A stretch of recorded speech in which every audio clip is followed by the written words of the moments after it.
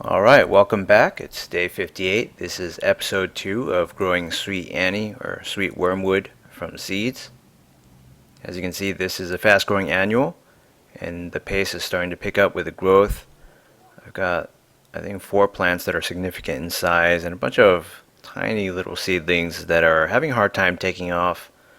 I've noticed this is a common theme with many of my plants where I have multiple siblings, so to speak, growing in the same pot. The first mover always does the best, or, maybe a few more than that, and then the rest just kind of stagnate. There must be some kind of root system competition, chemical warfare going on between the root systems. So as you can see, the compound leaflets are pretty ornate. They're nice looking. That leaf at the bottom, one of the earliest ones, that's like a pseudo compound leaf, that's got a little bit of dead spot. Same with this other one that we're looking at in the center. So I kind of expect that because they're close to the ground. When I water, that kind of tapes them down onto the wet soil, and leaves generally don't like that. My passion fruit vine experienced like a leaf tip touching the top of the potting mix wet all the time. Before it takes a few hours to dry out and pop back up again, it just dies in that spot. So that's kind of what it looks like. That's what it looks like that's going on. And, based on the growth rate of these things, I'm thinking I'm going to have to pull some of the other ones pretty soon. I'm going to do a watering again. So based on the shape and distribution of the foliage, there's really no way I can water these sweet Annie plants and not have the compound leaflets, just tape themselves to the bottom when they're wet like that, to the top of the potting mix. So the other problem is I've got these 2 goldenrod plants. Well, there's actually more than that, but they're all on the right side of what we're facing right now in this pot. So those are growing way slower. They're perennials, and they're going to get overcrowded. So I'm thinking I'm going to have to transplant at least one of them away and just keep the others as backups. So I can do that, but it's not really that effective, and it's going to get more tedious as time goes on, and these have more surface area, they have more extension, hence more leverage. So if you water and water droplets way down the tips, it's almost guaranteed that everything's just going to be pasted against the wet soil, which is usually pretty bad. And in the example of this one that I'm sorting out right now, it's actually 2 that are very closely overlapping. It's touching the edge of the pot. So that's definitely not a ideal setup, but we'll see how it goes after a while. It's day 65, and I'm fully realizing the error of planting 2 species in a pot.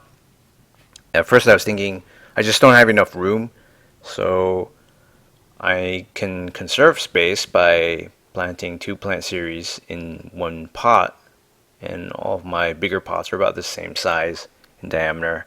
But as you can see, there's an explosion of plant bud growth, leaf primordia popping out from the very base. It's a very peculiar plant. I've never had anything like this, and just a huge explosion of compound leaflets.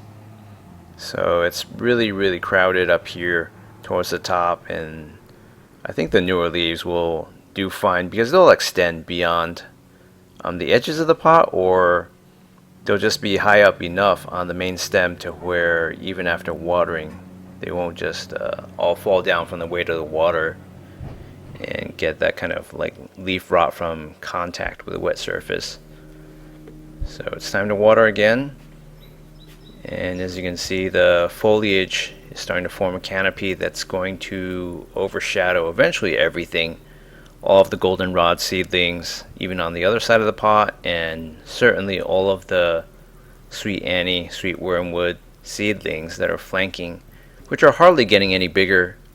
So I think there's definitely some kind of root competition, chemical warfare going on between even plants of the same species. It seems very common. This has happened with my passion fruit seedlings too. So the late movers basically get no play, and they just stay stunted unless something happens to all the main players in the pot. So let's take a look inside this bag. after dozens and dozens of evaporation condensation cycles. This is no longer on a heat pad, but the soil looks all dry at top because I haven't added any water. So I think I'm going to get rid of that eventually. I don't really have a reason to keep it. So it's day 66. I've decided it's time for a cull, and I'm going to pull that out, give it a good shake, and show you what it looks like underground. It's basically what I expected. Like if you pull a dandelion or some kind of weedy annual, all the weedy annuals sort of have a long white taproot like that. You can see the foliage looks very nice. Somewhat reminds me of parsley. So I'm going to pull all these other ones. I'm just going to leave the central plant because it's in the best position. And due to that having the best position, it also is the most robust. And I'm filming with one hand. That makes it difficult to shake off all the dirt, but it's the same story over here. Two very closely growing specimens have a nice white taproot that goes down, a thick one, and the lateral secondary roots are just tiny. So it makes sense. I mean, if it's an annual plant, it's got to grow fast, and it doesn't need to have a super extensive root system, such as California grapevine or something that just fills up the entire pot and starts encircling the pot, because it's ready to go for several years ahead of it, not just for the current year. So here you can see a smaller specimen. It's mostly a taproot, and I probably won't pull everything. I'll leave some because the smaller players aren't very significant. They'll just be stunted in growth forever and get completely overshadowed and just can't develop due to lack of light and due to chemical competition from the main plant. So all the nutrients that are contained within these uprooted, soon to be ripped up seedlings came from the soil originally, aside from all the added mass from water and carbon dioxide from the atmosphere. So I'm not really adding any more nitrogen, I'm just making it available, and other things like phosphorus and whatnot, micronutrients. So I'm dubbing over this because you couldn't hear the original audio well at such a distance. And at first I couldn't smell what all the hype was about over the smell of Sweet Annie, but when I ripped up the stems I could definitely smell something. It does smell sweet, and I can see where it got its moniker from. It does have a very pleasant smell, but it's very faint at this phase.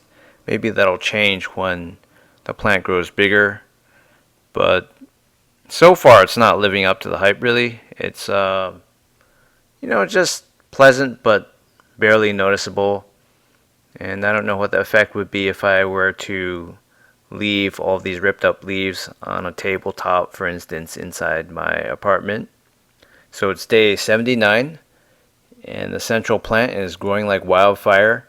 It's taken over everything. It's created a canopy that blocks out the sun for basically everything else in the pot, which means there's still a goldenrod or two or three in there that I left behind as backups, and they're going to be stunted in growth.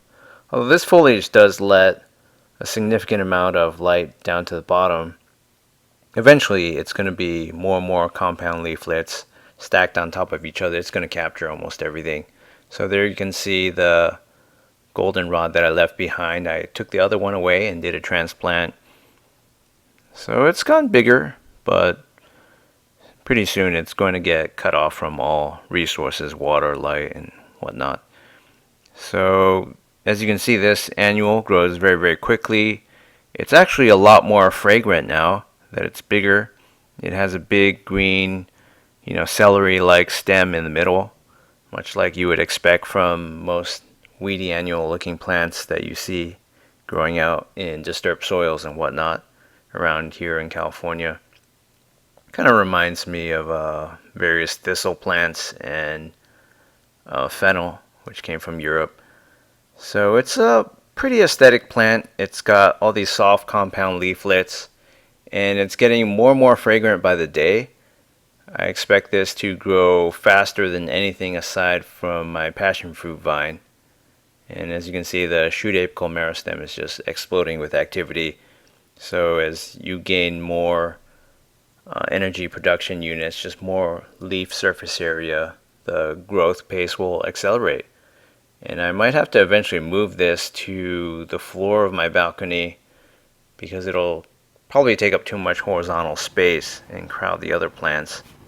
Which will be okay because if it gets to be, 2 meters tall, taller than me, then it'll definitely absorb enough afternoon sunlight. And as far as I know, I haven't done my full research on this plant species yet. It's not going to produce some kind of interesting rhizome. You just basically harvest it when it's like got flower buds.